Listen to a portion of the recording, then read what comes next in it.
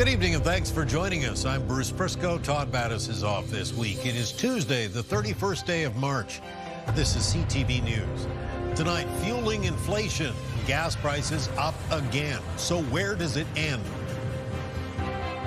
Standing their ground, farmers fight for the return of a provincial livestock veterinarian service. It's a slick mix of weather to start Wednesday. Conditions improve later in the day. Live from our Maritimes News Center, this is CTV News at 6. Here is Bruce Briscoe. Good evening. It seemed unthinkable, say, 6 weeks ago, but gasoline is rapidly approaching $2 a liter here in our region, with diesel hitting $2.50. The ongoing war in Iran is choking supply around the world and driving up prices for other goods and services. Here's CTV's Jonathan McGuinness. A pump price of $1.82.9 greeted motorists across Halifax today. I have pretty much no choice but to drive. The Nova Scotia Energy Board once again used the interrupter clause to increase the price of gas by 7.1 cents a litre province-wide. I'm very cost sensitive as it is, and now adding in the fact that my daily commute to go to school, to even do like the necessities, is now so much more expensive. Since the beginning of March, the minimum price for self-serve gasoline in Nova Scotia has skyrocketed from $1.47.7 to $1.82.9 a litre. The story is the same right across the country. Prices on the gasoline side are up more than 40%, and on the diesel side, and I'm sure truck drivers have noticed, it's way above 50%. Petroleum analyst Patrick DeHaan says the increases can be traced back to the start of the war in Iran and the subsequent closure of the Strait of Hormuz. Everyone's just trying to figure out the Strait of Hormuz, whether it will be blocked, and what that looks like to a global economy that needs 100 million barrels of oil that's only getting about 80 or 85 million barrels a day. The increases aren't just affecting motorists. A new report says global jet fuel prices have more than doubled since the war began. The International Air Transport Association shows worldwide average jet fuel prices now sit at 104% above where they were last month. That gets passed on to consumers. I can't imagine being an airline having hundreds of planes in a fleet trying to figure out heads or tails of what's happening to jet fuel prices. So, on top of today's gas price hike, the federal industrial carbon tax is scheduled to increase tomorrow. A carbon tax on refineries makes it more expensive to drive. A carbon tax on fertilizer plants make it more expensive to eat. And a carbon tax on electricity makes it more expensive to live. Factors that are causing people to cut back on their expenses, including the amount of gas they're putting in their vehicles. Bruce, Nova Scotians saw 10 gas price adjustments in March alone. 6 of them were the result of the use of the interrupter clause. And with a lot of uncertainty surrounding the war in Iran, Patrick DeHaan says people should expect more of the same moving forward. Bruce. Okay, thank you, John. CTV's Jonathan McGuinness reporting from Halifax tonight. Okay, here's a live look at Fredericton, currently -1 in the Elm City.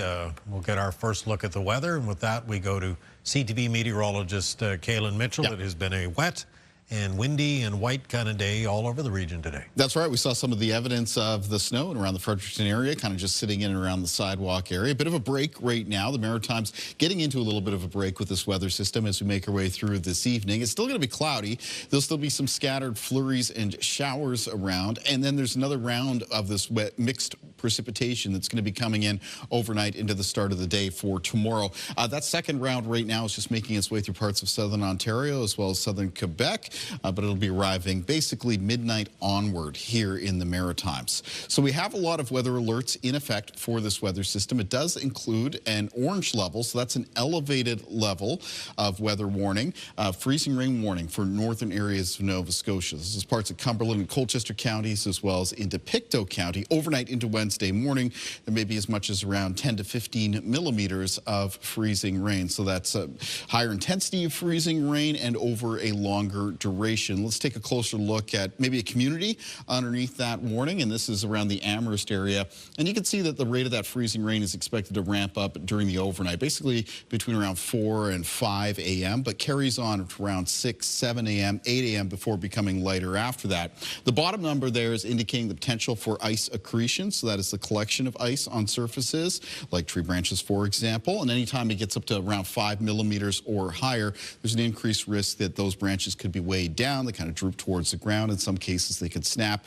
And of course, if they contact any power lines, that could lead to some power outages. So that's one of the areas underneath that orange freezing rain warning.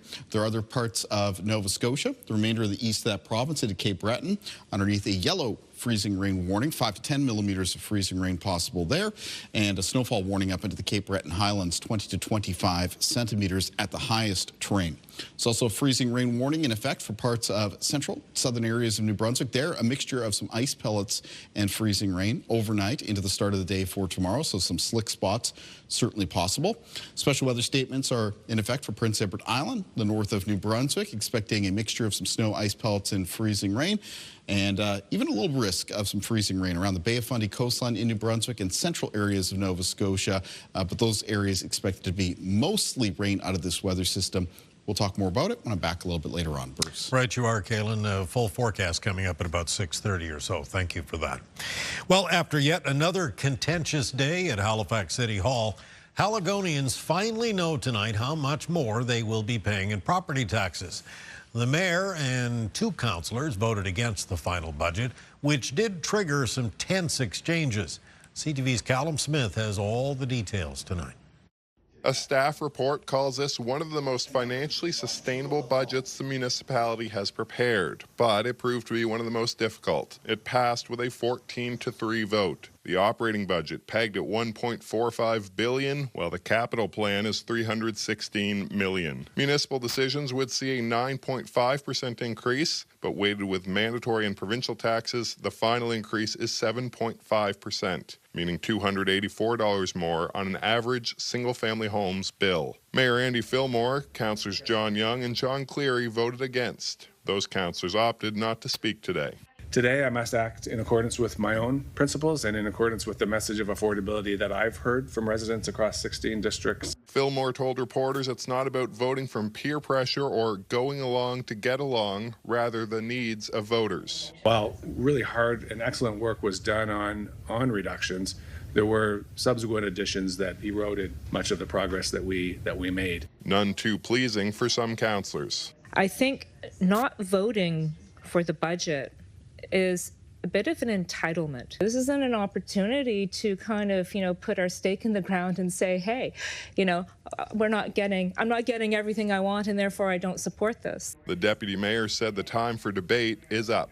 Mr. Mayor, I'm really disappointed in your leadership when you come out and make those comments. One of the biggest additions to the budget, speeding up the purchase of 10 new transit buses and operators. I think when we're investing in transit, we are doing a lot to make life more affordable for our constituents and our residents. And it also helps us move the needle on congestion if we keep going. We're trying to position HRM as a community to choose to live in. And so that means necessary investments that we need to make. It's about fair taxes, not the lowest taxes. Some say paying now will pay off. I'm really proud that we've positioned ourselves really well for next year with some of the decisions we made about capital budgets, the 12% debt ceiling. We were going on a very unfortunate path. To that end, staff say work done by council this year has reduced future tax rate increase projections down to 6.5% next year. Early estimates for the next 4 years now see a 30 to 35% hike compared to nearly 50%. But of course, those discussions and decisions feel a long way from today. The mayor told reporters he'll continue asking for bare bones budgets that only allow increases for inflation and collective agreements. Bruce. Contentious to be sure. Thank you, Callum. CTV's Callum Smith reporting live tonight from our news center. Well, the inmate who escaped from a New Brunswick jail back in early February was back in court today, and not surprisingly, he is now facing even more charges. CTV's Derek Haggett has the update. Todd John Lewis made a brief appearance via video conference here at the Moncton Law Courts today. The man who escaped from a correctional facility in Shediac last month is now facing new charges, including obstructing a police officer. Lewis is now facing a total of 13 charges. The 2 new ones include missing a court appearance while he was on the loose and willfully obstructing an RCMP constable on March 23rd, the day he was captured. The following day, Lewis appeared in Moncton Provincial Court to face charges of escaping lawful custody and breaching a probation order. Lewis jumped the fence and escaped from the Southeast Regional Correctional Center on February 12th, just before 5:30 p.m. Police issued an emergency alert, but ended it after 24 hours. The accused was already facing 9 weapons charges, including allegedly having a restricted weapon, despite being prohibited from possessing firearms for life. The 35-year-old is once again being held in Shediac and told court today he has yet to make an application for legal aid. When Judge Claude Haché asked him what he wanted to do about the charges, Lewis replied, "Plead guilty to them, I guess." Haché strongly encouraged Lewis to make an application to legal aid before he makes any decisions on his outstanding charges. Lewis is scheduled to make his next appearance in person on April 14th. Derek Haggett, CTV News, Moncton. A crackdown on illegal cannabis shops in Nova Scotia has resulted in the removal of thousands of products, some of which contain many times the regulated amount of THC. RCMPs say what's unsettling is that many of them look like snacks or candy. Since early March, police have targeted scores of storefronts, many of them on First Nations communities. Among the items seized are chocolate bars containing up to 8,000 milligrams of THC, which is thousands of times more than the legal limit of 10. Officers say the packages mimic cereal, candy, and chips, which makes them appealing to children. The goal with all of these inspections is safety of the public. We know that when products are in packaging that doesn't follow Health Canada requirements or is sold in ways that aren't safe, those are things that could come back and harm the people who are using those products. Police argue the products are unregulated, potentially unsafe, and possibly linked to organized crime. And just a reminder, for more on that or any of our stories tonight, feel free to visit our website, ctvnewsatlantic.ca. Dozens of New Brunswick farmers gathered in Fredericton today to voice their concerns over the province's decision to phase out its provincial vet service. That cost-cutting move was revealed in the deficit budget. But those who care for the animals say the price farmers will pay is immeasurable. CTV's Avery McCrae explains. Restore the funding now! Restore the funding now! Around 150 New Brunswick farmers gathered on the steps of the New Brunswick legislature to let those inside know cutting the provincial veterinarian lab service will have big impacts. Rural New Brunswick is going to suffer without our provincial vets. That's why third-generation dairy farmer Russell Kay felt it was necessary to make the near 3-hour drive through the conditions from Bathurst. The province says the service cut will save them just over $4 million annually, but Kay argues more will be lost than saved. About a month ago, we had a cow she presented with a twisted uterus. We ended up having to do an emergency C-section. That took 3 hours. And the only reason the cow and calf survived is because of the provincial veterinarians being there. The changes mean farmers will have to rely on the private sector in the years ahead. They argue the resource won't be ready by the time the provincial service is phased out. It's just not going to happen. So if my horse gets sick on January 1st and she's really, really sick, she's going to die. A petition to reverse the budget decision has garnered over 31,000 signatures. They're going to be unhealthy, sick, not being able to produce. At the end of the day, it's not just about what they produce. We get attached to these animals. They become part of the family. According to a local farmers union president, the province is having a farming income crisis, and these cuts will force some to relocate. 2024, we broke records on cash receipt for farming, but the net revenue, the average net revenue was minus 1%.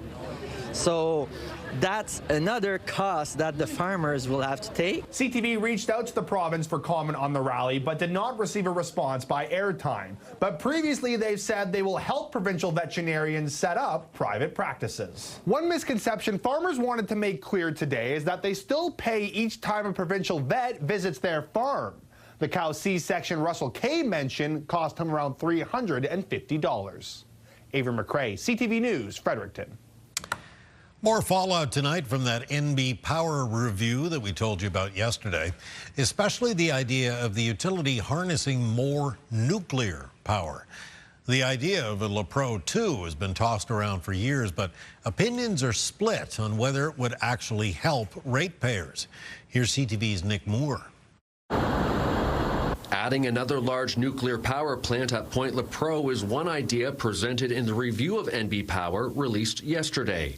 And Energy Minister Renee Legacy says it is an idea worth listening to. There's a lot of study to be done around, is there a demand for it? Can the risk be mitigated? But it doesn't change that when I walk around to Ontario or other provinces, we are the only other province except Ontario that has that capacity.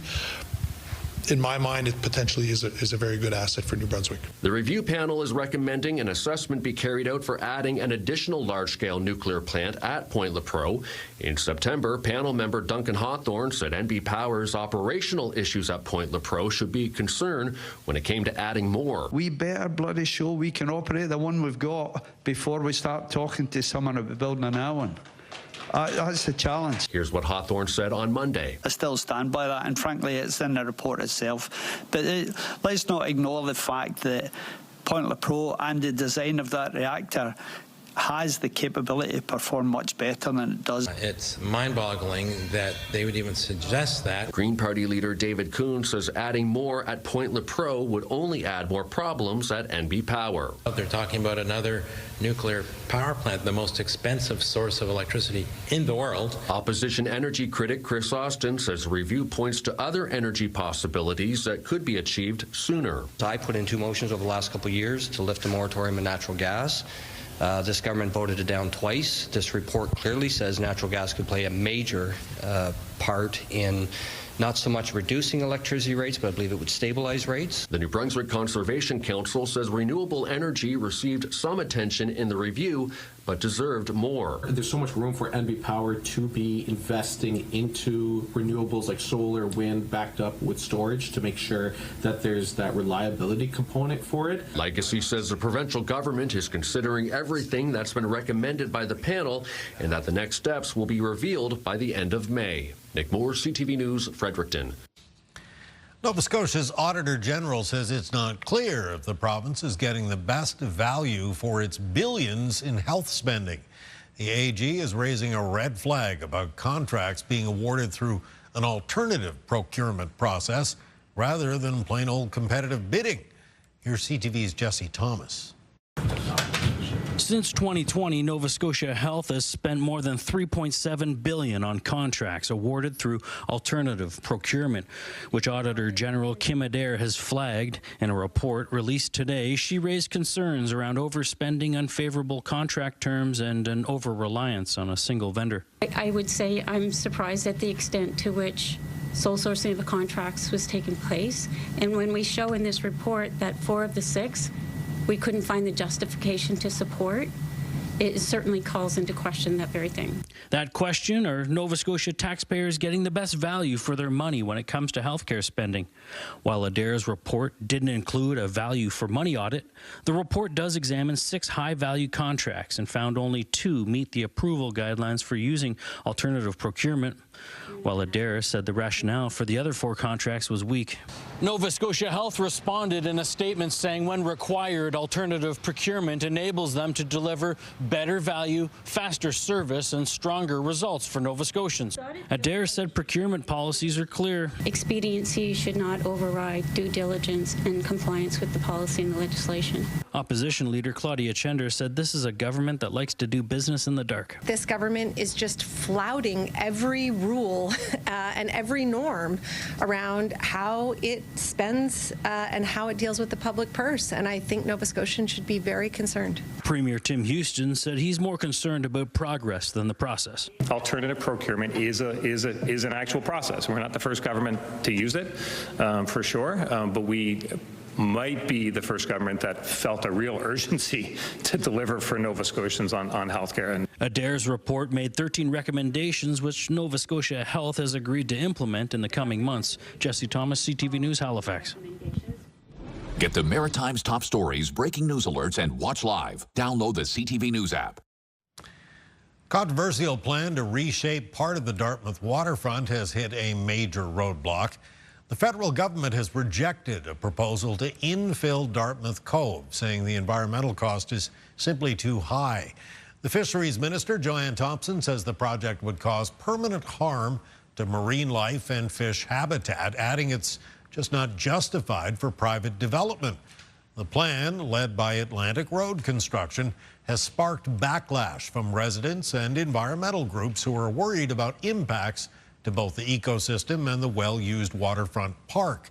The company, though, argues the science tells a different story, arguing the harbor floor is already in poor condition.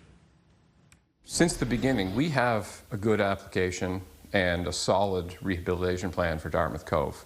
What exists down there right now is, honestly, it's a terrible fisheries environment, and what we've proposed is going to fix that.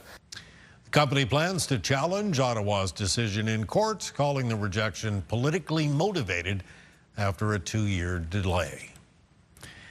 Still to come tonight, messy weather in the Maritimes as we move into the start of April. Kalen will have all those details coming up in his full forecast. Next, though, mixed messages, more of them from the Middle East. The Trump administration today is threatening to expand its operations in Iran if the regime does not strike a deal. I'm Christiane Cordero in Washington with the latest coming up.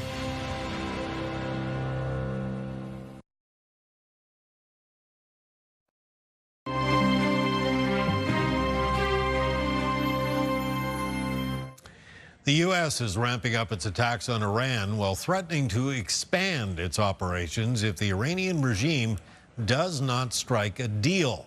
Some 50,000 American troops are now in the region as President Donald Trump urges allies to step up and help reopen the Strait of Hormuz. ABC's Christiane Cordero has the latest now from Washington. Today, with American bunker buster bombs hitting targets in Iran, those strikes are reverberating in the U.S.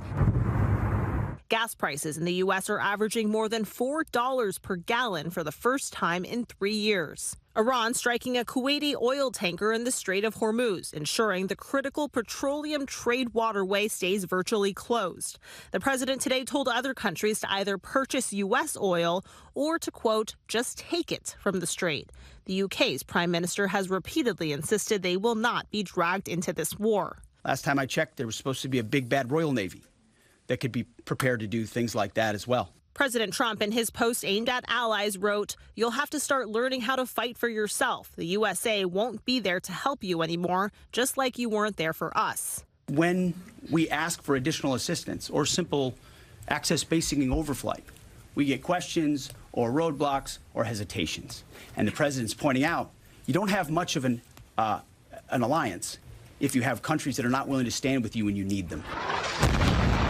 And in another front in the war, strikes are intensifying in Lebanon today, where Israel says it is launching strikes at Iranian-backed Hezbollah forces. Video circulating online shows debris falling from a building as people run for cover. The Israeli defense minister today said Israel will demolish Lebanon border villages to create a Gaza-style buffer zone. Christiane Cordero, ABC News, Washington. Coming up next, a mix of snow, ice, and rain ahead for Wednesday morning. Kalen will have all the details when CTV News at 6 continue.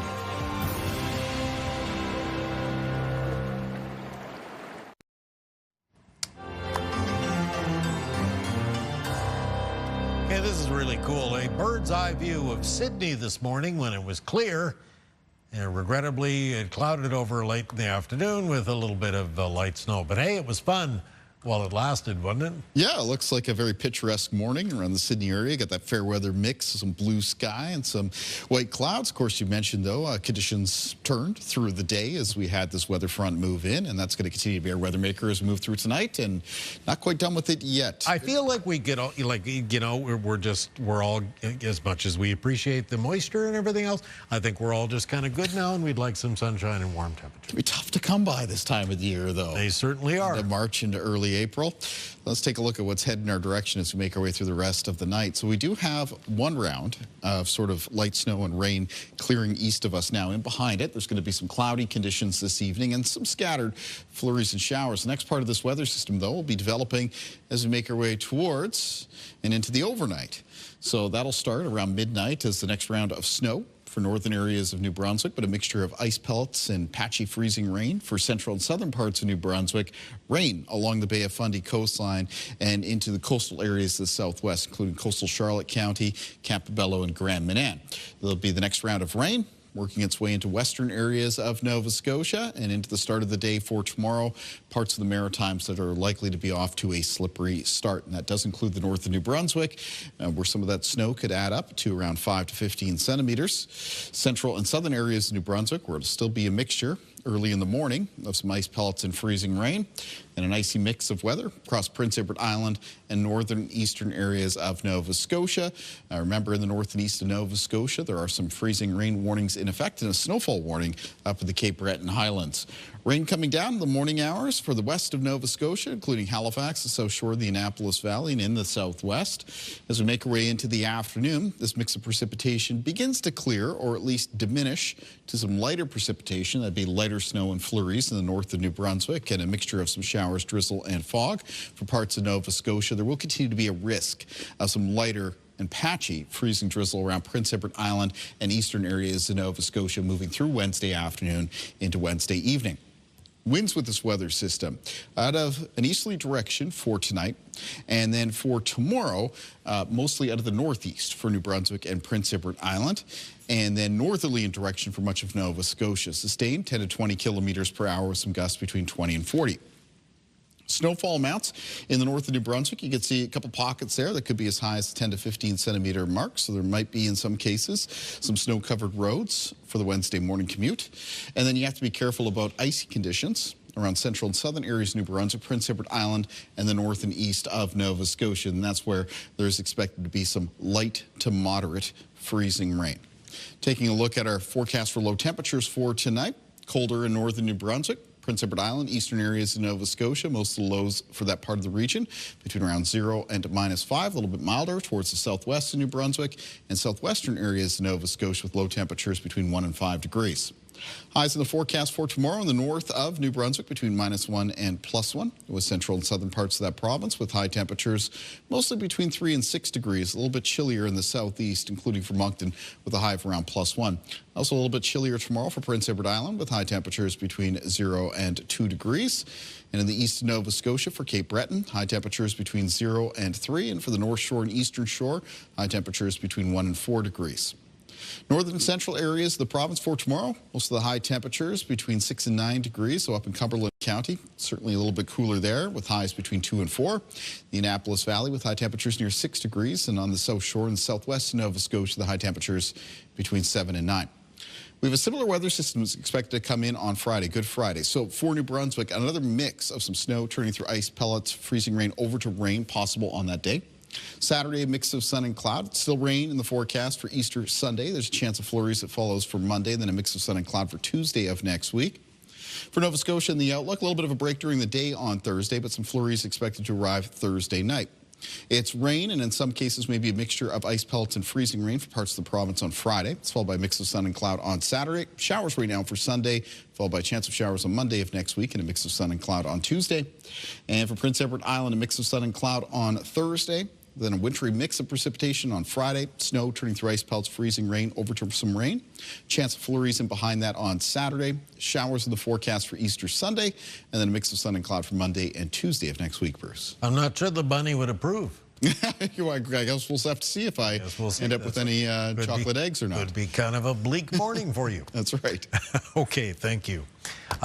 Still to come tonight, we're going to shoot for the stars and chat with astrophysicist Rob Thacker about the much-anticipated Artemis II moon mission, which is now set to launch in about 24 hours or so. That's coming up next. Stay with us.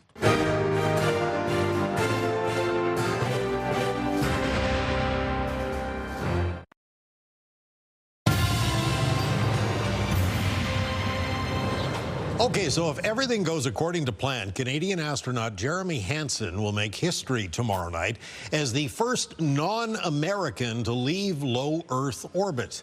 Artemis II could lift off from the Kennedy Space Center as early as tomorrow night. Our guest this evening has been telling us about Artemis II for years, and with the countdown about to get underway, there's no one we would rather speak to about it than SMU astrophysicist Dr. Rob Thacker. So much, as always, so grateful to see you. Thanks for coming in, Rob. Almost there.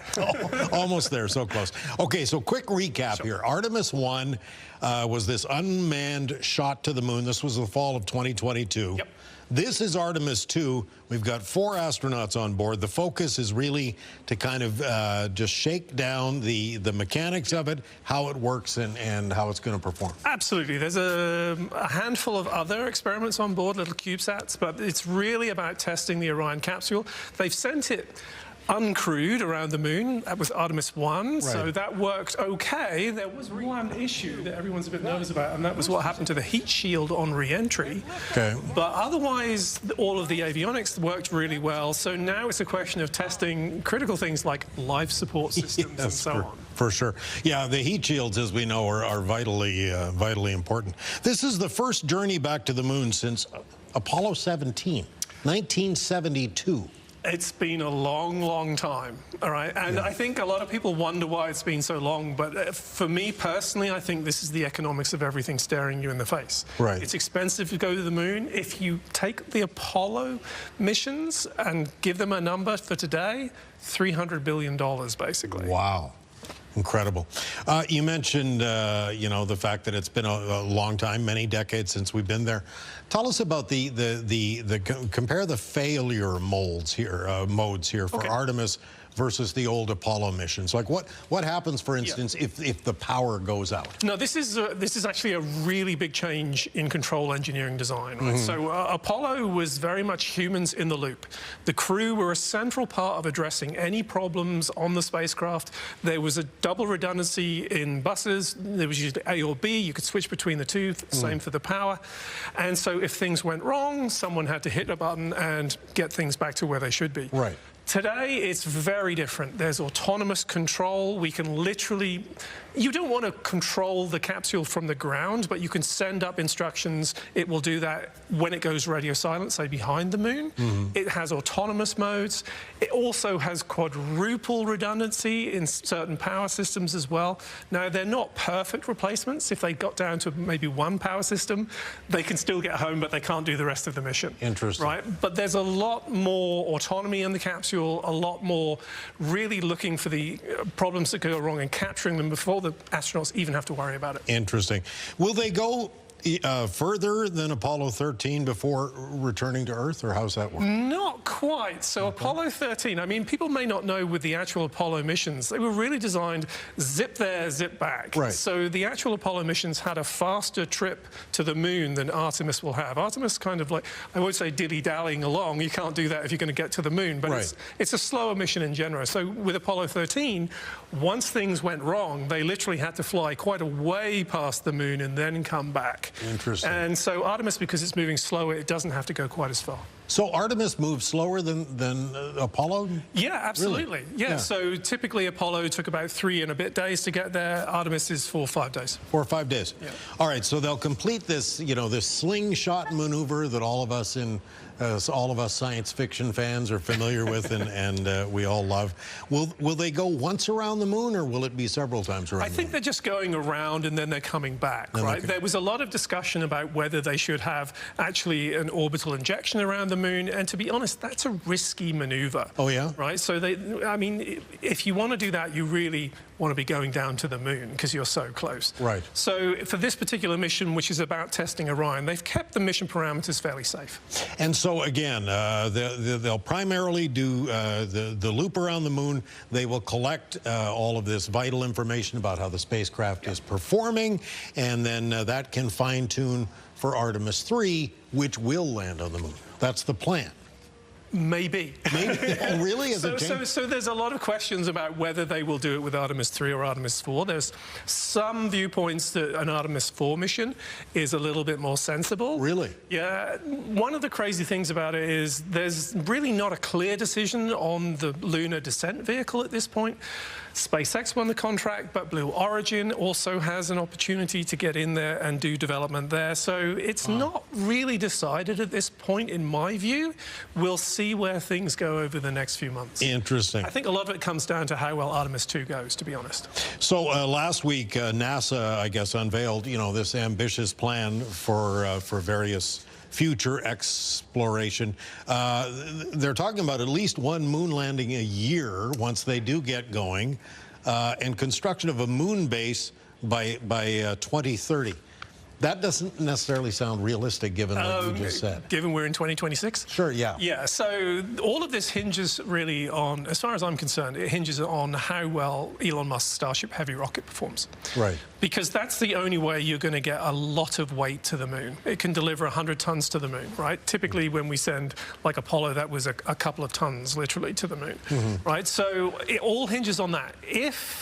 And never count SpaceX out. If they do go ahead and start building a really effective launch system for Starship Heavy on short term, work out the reliability, then things become possible, right? Because at the moment, it's really about getting there, right? That's the big thing. 1 to 10, how confident are you that it will launch tomorrow night?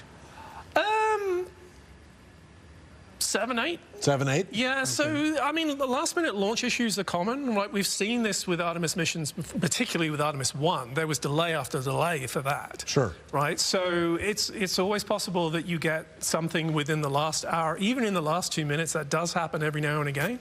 And so, but I'm pretty confident. We'll be watching along with the rest of the world. Rob, thanks so much for your time, as always. Always a pleasure. Dr. Rob Thacker, one of the country's best-known and most respected astrophysicists, joining us tonight to talk about the much-anticipated Artemis II mission, scheduled to lift off from the Kennedy Space Center tomorrow night. Stay with us. We'll be right back.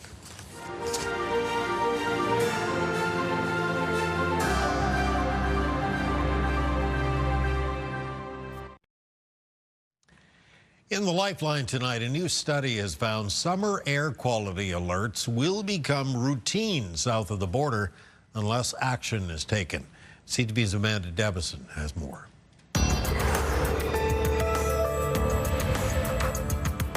Unless efforts are taken to fight climate change, researchers at the University of Waterloo say North American air quality could deteriorate by the end of the century. The study, focusing on the U.S., suggests that without climate action and by the year 2100, 1 in 3 Americans could be breathing summer air considered unhealthy for sensitive groups. That would be a 7-fold increase compared to the turn of this century. The study suggests young children, the elderly, and other sensitive groups could be alerted to stay inside, on average, every other summer day. A new poll says most Canadians support banning social media for anyone under the age of 16. An Angus Reid survey says 3/4 of more than 4,000 respondents are in favor of a ban like the one in Australia, where youth under 16 are prevented from setting up accounts on TikTok, Facebook, Instagram, YouTube, Snapchat, and Threads.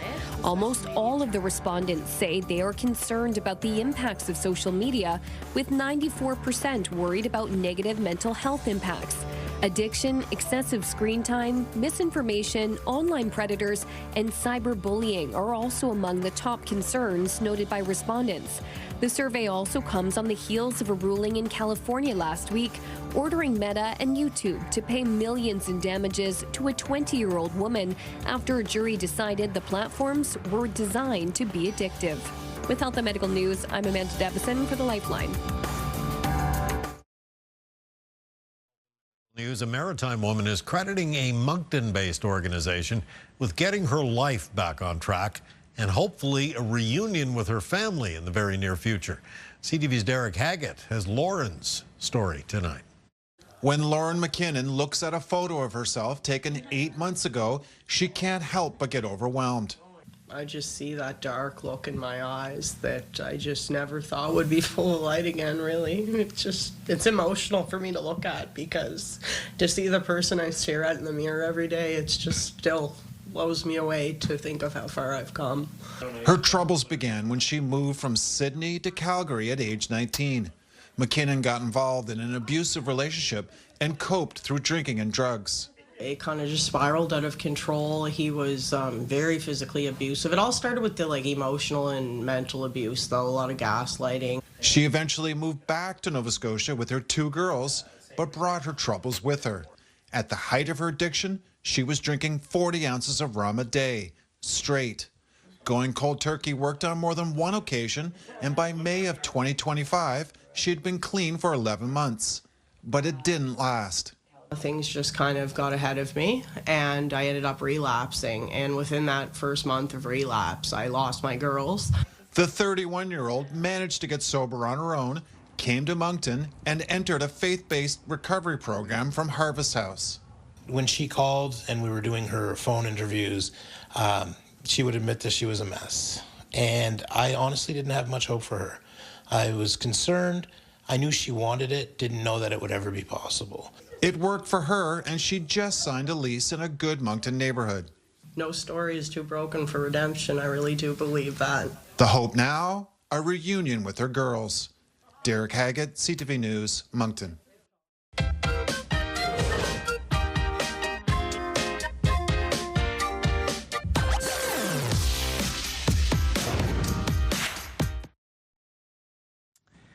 On the markets today, the Dow ended the day up 1,125 points. Statistics Canada releasing GDP numbers for January. Real gross domestic product was up 0.1%.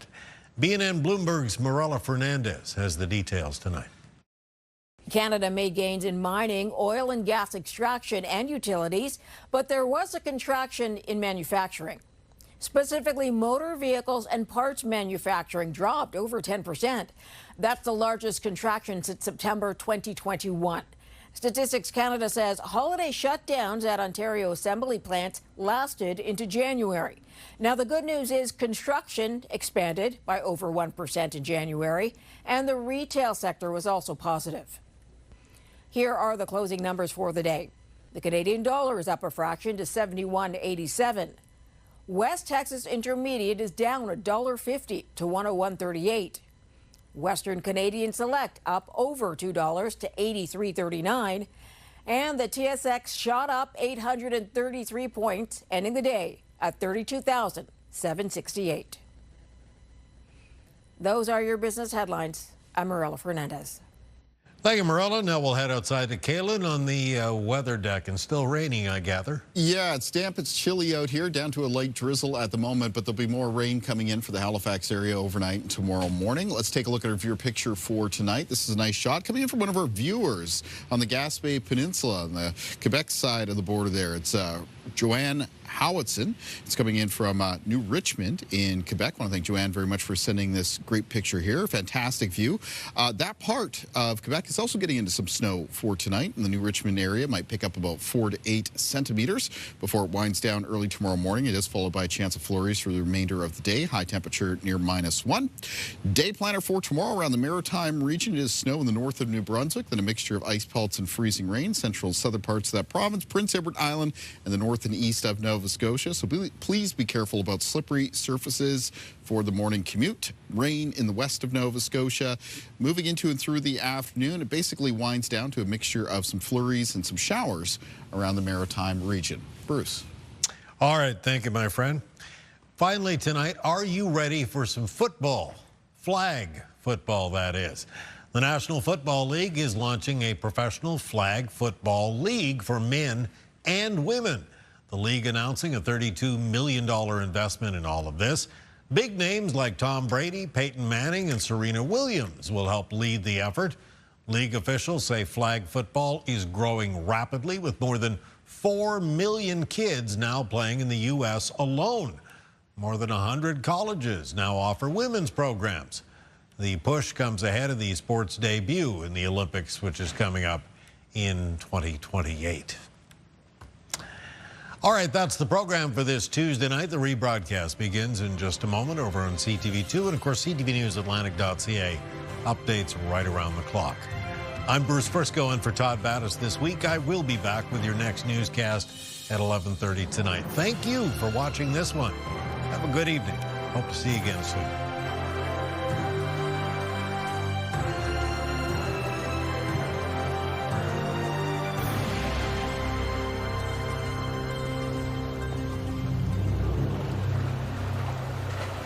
CTV News, the Maritimes' #1 newscast. Watch live on Crave.